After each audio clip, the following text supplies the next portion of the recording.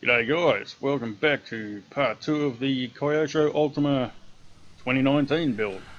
Now first things first, I've soldered all the electrics on the speed controller and the motor after my soldering iron died. So I've got everything plugged in here. I've got my model on, oh, what have I done? There we go. Got the Ultima 2019 on there. Excuse the plastic film, I can't bring myself to take it off, so it's kind of dusty and foggy. Anyway, we'll plug the battery in. That was another problem. I had to go and make these leads, because when I bought the battery it didn't come with any leads whatsoever. And I contacted the seller and they said they don't come with them.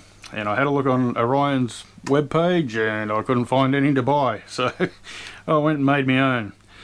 The only problem with it is the original Orion ones come out of here, and you know you can bend them level with the battery. So these are going to look a bit silly, I think. I'll probably have to cable tie them down here or something when I run it. But sitting out the side of an Ultima, it's going to look pretty stupid, I think. But we've got the 110C, so you know we can forgive the way it looks, and it'll be all about performance. Anyway, we'll plug it in. Hopefully it doesn't catch fire. There we go.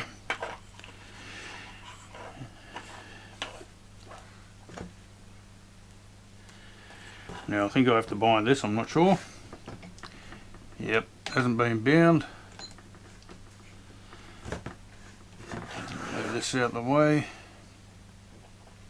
Hang on.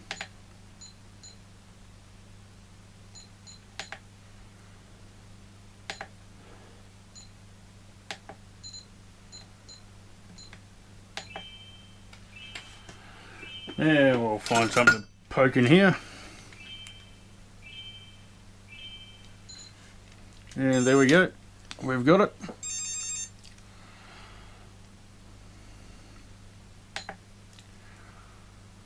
Alrighty. I think we've got a digital servo here. Certainly is. There we go. And we can probably get out of that now. Alrighty, so the servo's working. So that's centered, that's all good. And then the motor.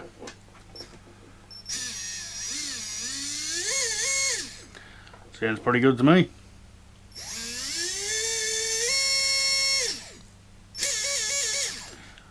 Got the pulsing reverse. I can change all that in here. Brakes work. All good. Fantastic.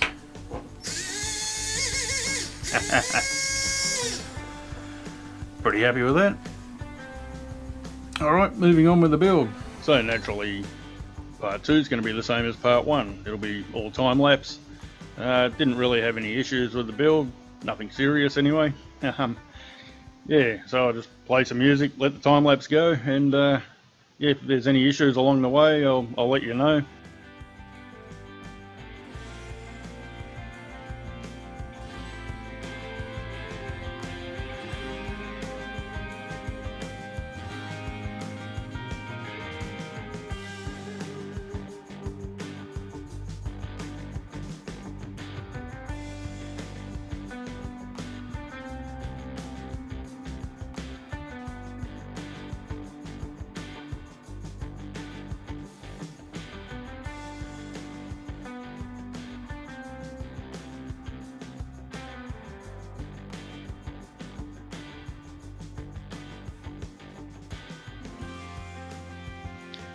So one problem I did come across, well not really a problem, but a minor inconvenience, because my motor wires and ESC are already soldered together, it's not the plug-in type. I had to go and undo the shock and the upper arm, or the upper link there, to get the wires through. Again, yeah, no biggie. And of course, since the motor wires are connected to the ESC, I had to skip a few steps forward to mount the motor. so that wasn't, you know, hanging all over the place.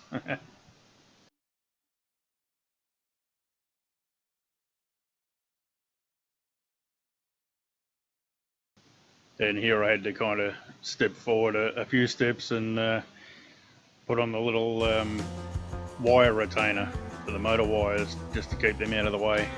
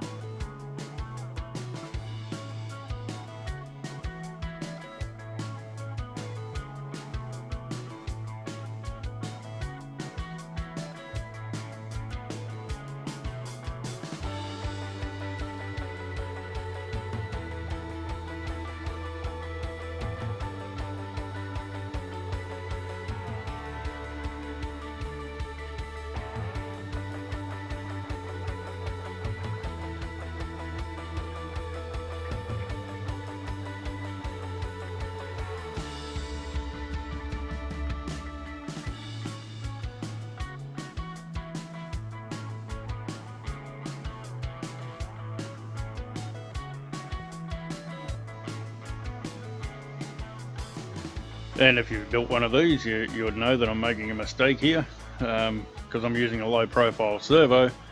I should be putting the servo mounts at the front of the servo, in front of the little mounts on the servo, instead of behind it like you would with a standard servo. So I went through the process of putting it all in and everything, and it actually worked okay. The steering arm is very close to the top of the servo, but it actually goes across the top. It would have been fine like that, but I saw that it wasn't right, so I had to fix it and put the servo mounts in front of the servo.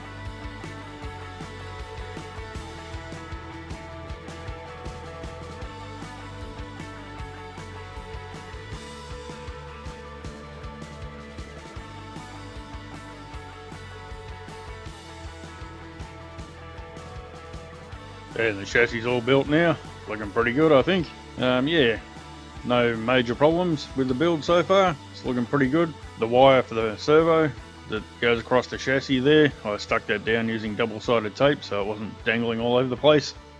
Now we can move on to the body, and so I cut this out using the score and snap method, which works pretty well. Most of the lines on this body are straight. There's only a curved line around the back of the cockpit, which, you know, I was tempted to use scissors on, but I didn't need to, so it's all good.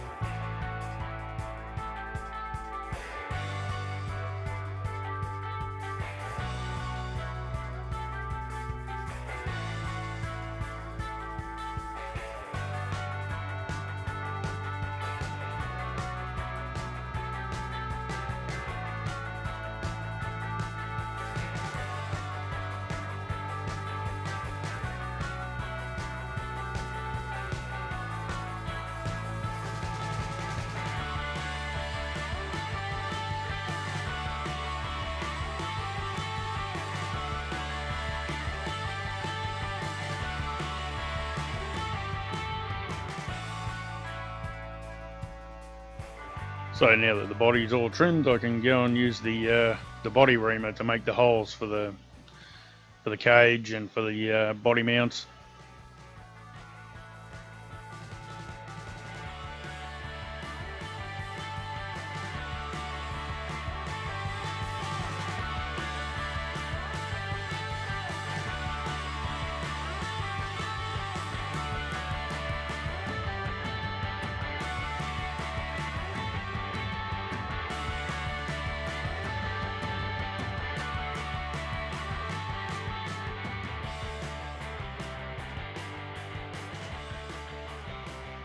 Now that that's all done, we can move on to painting. So I gave it a wash in some warm soapy water, and then I started painting the red on the helmet. I used some Tamiya PS2 paint that I just sprayed it into the lid of the can and brushed it from there. Then I went on and I noticed there's a black line. If you look at the box, there's a black line around the bottom of the helmet. I think they used pinstriping tape, but I thought I'd just paint that on the inside using a brush. And then after that I can go onto the orange. And it's good that the sticker sheet has all the stickers for the cockpit area. You don't need to be too accurate when you're painting the driver and the helmet. Yeah, no masking required. It's all very good.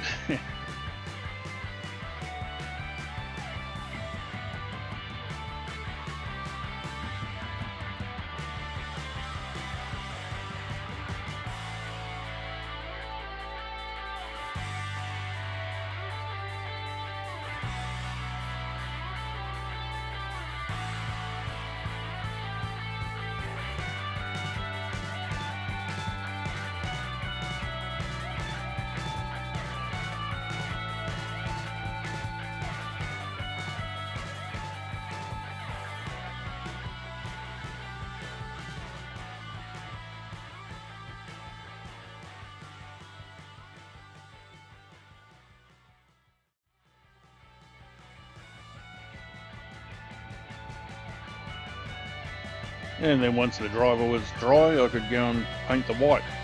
So yeah, took it outside for that and sprayed a few coats of white on there.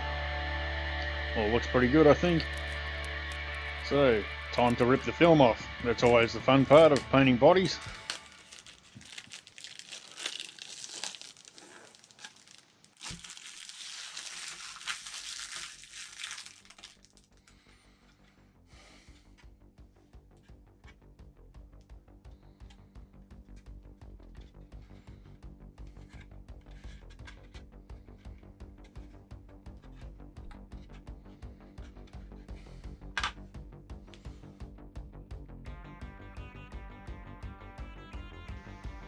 Then it was time to put the decals on, or stickers, whatever you want to call them. It was late at night when I did this, so a couple of them are kind of wonky, and yeah, there was a few there I had to do over and over until I got it right. Well, it is what it is.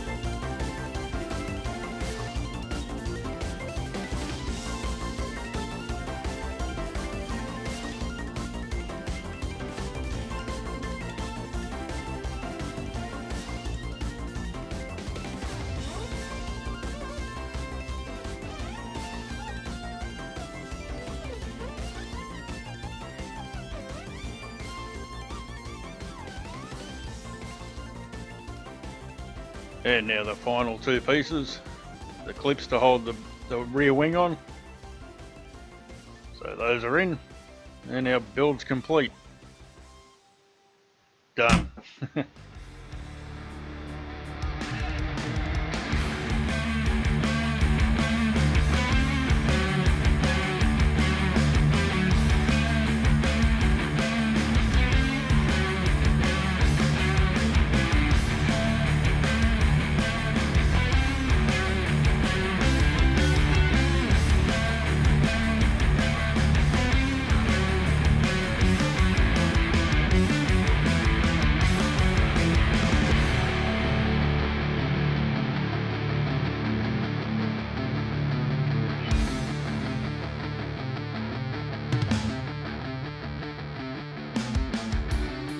Alrighty, time to get it out for a run.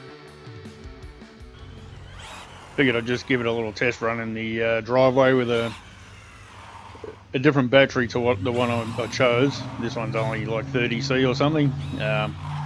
Figure the 110C might be a little bit punchy for the driveway. So I took it out later for another burn around the BMX track, and it went pretty great. So that video is coming very soon.